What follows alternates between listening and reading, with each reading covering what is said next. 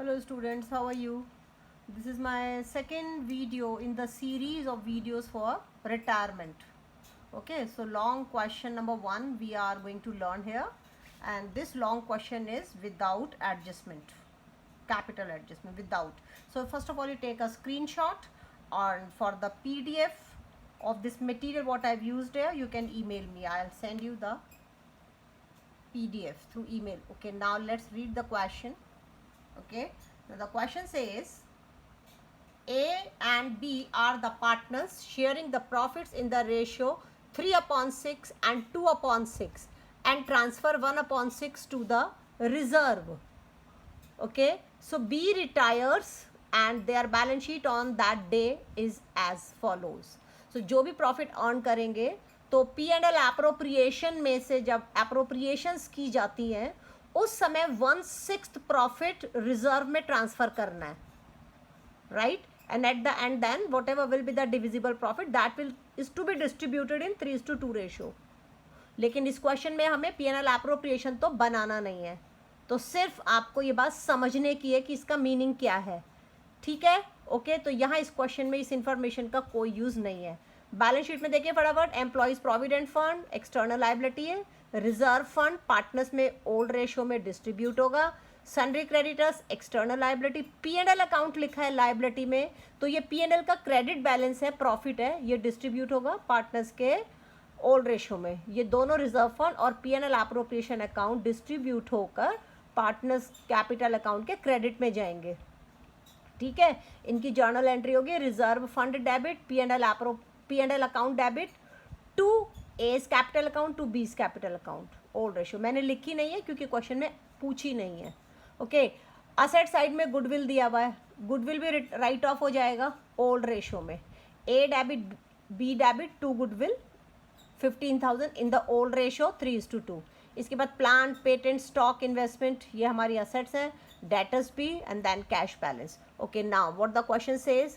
सो इन दोनों में से दो ही पार्टनर है, बी रिटायर हो रहा है, तो goodwill is to be valued at 50,000. तो ये न्यू गुडविल की बात हो रही है, न्यू गुडविल वैल्यूएशन 50,000 का होगा. And the value of the patent is to be increased by 3,000 but the plant was found overvalued by 15,000. तो ये रीवेल से रिलेटेड पॉइंट हो गए, तो साइड बाय साइड इनका ट्रीटमेंट देख लेंगे. रिवैल्यूएशन अकाउंट यहाँ बना हुआ है, ठीक है. तो जो पेटेंट्स हैं, पेटेंट्स की वैल्यू इंक्रीज हो गई, एसेट की वैल्यू इंक्रीज हो गई बाय 3,000, 3,000 रुपए से. तो क्रेडिट साइड में देखिए बाय पेटेंट लिखा है हमने 3,000. ठीक है. दूसरा इसमें था कि plant was found under over valued, plant की वैल्यू ज्यादा है 15,000 से, तो कम कर दो. तो देखिए डेबिट साइड में आएगा टू प्लांट 15,000. ओके, थर्ड है provision for doubtful debt should be 5% on the debtors. तो डेटर्स हमारे 2,000 हैं, इसका 5% होता है 1,000. तो 1,000 होना चाहिए, लेकिन 400 तो पहले से ही है, तो 600 से provision for bad debt increase किया जाएगा, लाइबिलिटी इंक्रीज होगी, तो रीवेल के डेबिट में आ रहा है. To provision for discount on debtors. Okay, ये ऊपर लिखा to provision for bad debt, ये है 600. इसके बाद थर्ड पॉइंट में एक और एक्स्ट्रा इन्फॉर्मेशन ये भी है कि provision for discount should also be made on debtors and on creditors at 3%. ठीक है, तो ये दो और प्रोविजन क्रिएट करने हैं. ये है provision for discount on debtors. Discount को डेटर्स को एनकरेज करने के लिए कि वो हमें अर्ली पेमेंट कर दें टाइम से पहले, तो हम उन्हें डिस्काउंट ऑफर कर सकते हैं. उसके लिए हम एक प्रोविज़न बनाते हैं, provision for discount on debtors. Similarly हमारे जो क्रेडिटर्स हैं, हम भी उनको अर्ली पेमेंट कर सकते हैं, जिसके लिए क्रेडिटर्स हमें डिस्काउंट दे सकते हैं अर्ली पेमेंट का, तो उसके लिए भी provision for discount on creditors हम बना सकते हैं, और ये तो हम रिसीव करते हैं. ठीक है, तो ये दो प्रोविजंस और हम क्रिएट कर रहे हैं. तो इसकी कैलकुलेशन के लिए देखते हैं हम, यहाँ पे कॉर्नर में ये इसका कैलकुलेशन मैंने किया हुआ है. तो 20,000 जो है हमारे डेटर्स हैं, इसका 5% कैलकुलेट किया 1,000. तो ये जो डबल स्टार लगे हुए प्रोविज़न फॉर बैड डेट आया 1,000, और वो मैंने आपको समझा ही दिया है कि क्योंकि 400 तो पहले से है, 1,000 होना चाहिए, इसीलिए हमने 600 से और क्रिएट किया है provision for bad and doubtful date को रीवेल में, ठीक है। इसके आगे क्या किया फिर मैंने, provision for discount on debtors will be calculated on, ये कौन सी अमाउंट पे कैलकुलेट होगा, इस 20,000 के डेटर्स में से ये मैंने माइनस किया ये वाला 1,000 प्रोविज़न फॉर बैड डेट, तो मेरा ग्रॉस डेटर बचा 19,000। 19,000 के ऊपर अब मैंने 3% कैलकुलेट किया जो कि आया 570। ये जो 570 है, ये 570 मेरा है discount, provision for discount on debtors. तो provision for discount on debtors calculate करने के लिए क्या स्टेप लिया मैंने, डेटर्स जो मेरे 20,000 है उसमें से पहले मैंने provision for bad date minus किया 5% जो कि 1,000, उसके बाद 20,000 में से एक गया 19,000, तो ग्रॉस डेटर के ऊपर मैंने 3% जो कैलकुलेट किया वो है मेरा provision for discount on debtors. इस टाइप का कॉन्सेप्ट हमने 11th में सीखा था, ओके। और यहाँ पे बैलेंस शीट में हमें क्रेडिटर्स 10,000 दिए हुए, इस 10,000 का 3% हुआ 300, तो ये होगा provision for discount on creditor. तो अब हम देखते हैं सारी ही फिगर्स हमने रीवैल्यूएशन में कहाँ पर लिखी हुई है, इनको फिर से रीवैल्यूएशन में देख लेते हैं, ठीक है। तो रीवैल्यूएशन में देखने पे हमें पता चलता है कि हमने यहाँ लिखा to provision for bad and doubtful debt 600, to provision for discount on debtors 570। ये दोनों लाइबिलिटी नेचर के प्रोविज़न है और ये दोनों रीवैल्यूएशन अकाउंट के डेबिट में आएंगे। और जो provision for discount on creditors है ये हमारा गेन है, तो ये हमारा रीवैल्यूएशन अकाउंट के क्रेडिट में आएगा by provision for discount on creditors 300, ठीक है। इसके बाद अगली इंफॉर्मेशन हम पढ़ते हैं, point number 4, out of insurance which was entirely debited to P&L account 870 to be carried forward now as an unexpired insurance। तो एक्चुअली में वो एक अनएक्सपायर्ड इंश्योरेंस था, तो ये यानी कि अनरिकॉर्डेड असेट हो गई, तो इस अनरिकॉर्डेड असेट से ये हमारे रिवैल्यूएशन अकाउंट के क्रेडिट में आएगा 870, और जो नई बैलेंस शीट बनेगी उसके अंदर भी असेट साइड में आ जाएगा ये 570 इधर, ठीक है, ओके। अब point number 5 is investments were revalued at ₹16,000।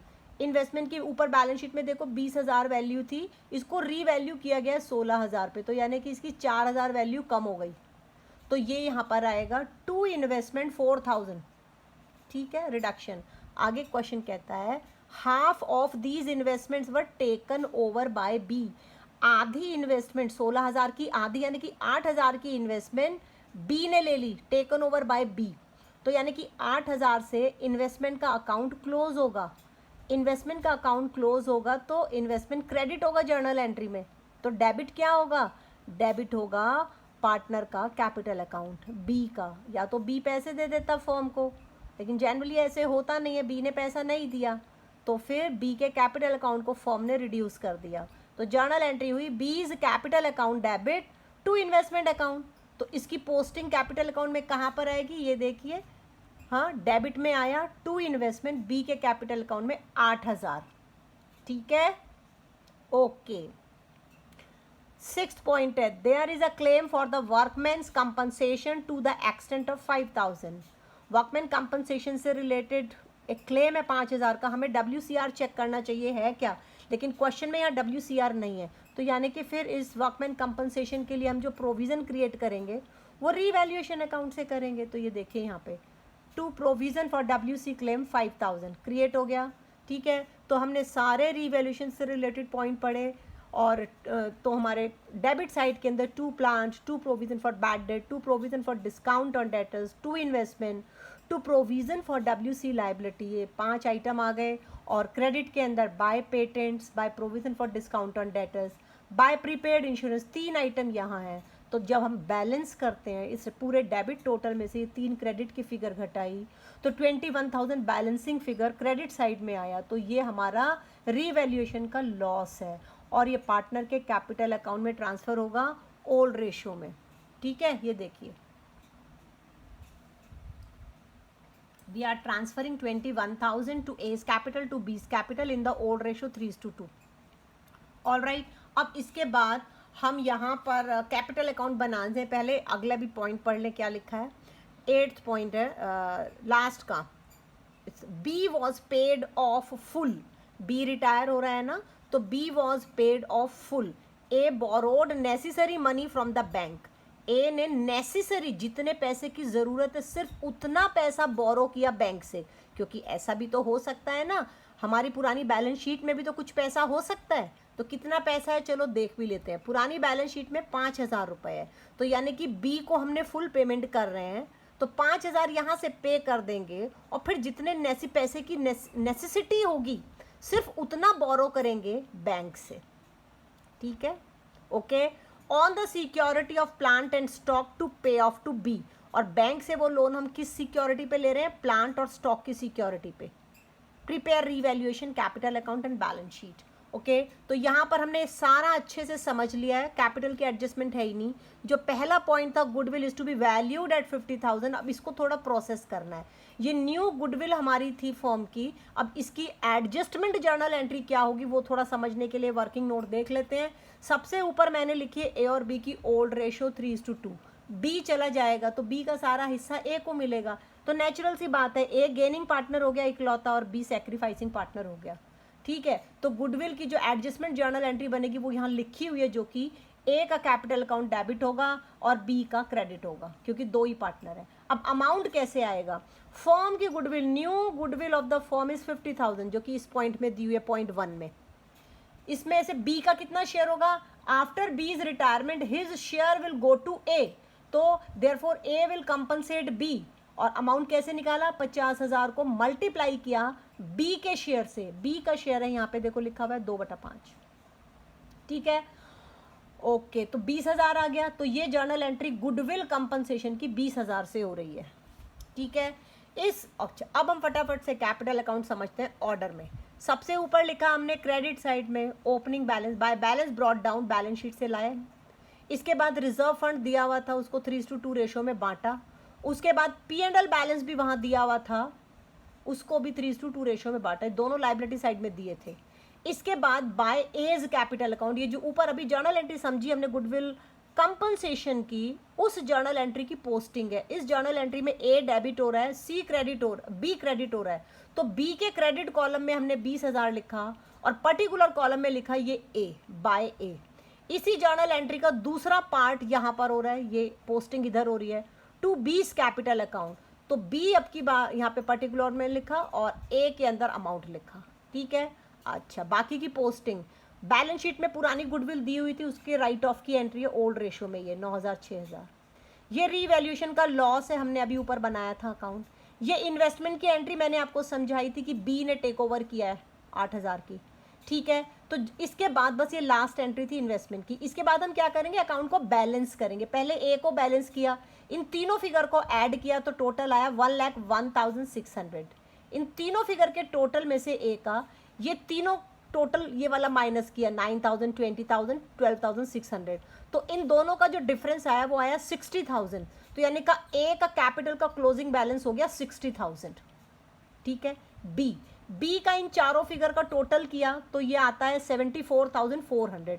इस 74,400 में से यहाँ पे बी के डेबिट कॉलम में है 6,000, 8,400 और 8,000। सिर्फ ये तीन दिए हुए अभी, इन तीनों का टोटल हमने इसमें से माइनस किया तो इन दोनों का डिफरेंस आता है 52,000। तो यानी कि हमें बी को जो देना बनता है 52,000 बनता है। तो उस 52,000 में से क्वेश्चन ने ये कहा ना B was paid off full, तो बी को पूरा 52,000 की पेमेंट करनी है।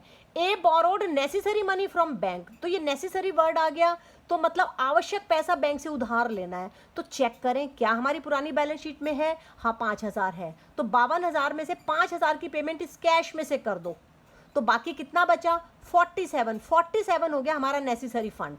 47 हम उधार ले लेंगे बैंक से, तो हमने लिखा टू कैश, बैंक के कॉलम में 5,000 और टू बैंक 47,000। ये बैंक लोन से हमारे बैंक अकाउंट में पैसा आया जो हमने यहाँ पे कर दिया, और ये कैपिटल अकाउंट हमारे क्लोज हो गए। अब बैलेंस शीट देख लेते हैं। बैलेंस शीट के अंदर EPF as it is, creditors में से provision for discount on debt creditors minus किया 300, ऊपर कैलकुलेट किया था ना ये। फिर प्रोविजन फॉर WC लाइबिलिटी, ये भी रीवैल्यूएशन के डेबिट में आया था। ये बैंक लोन हमने लिया है 47,000। बैंक लोन लेने की जर्नल एंट्री क्या होती है?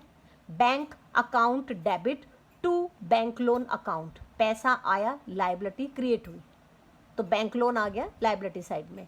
ठीक है। इसके बाद ब्रैकेट में मेंशन कर दिया it is secured by the plant and stock, इनकी सिक्योरिटी पे लिया है लोन।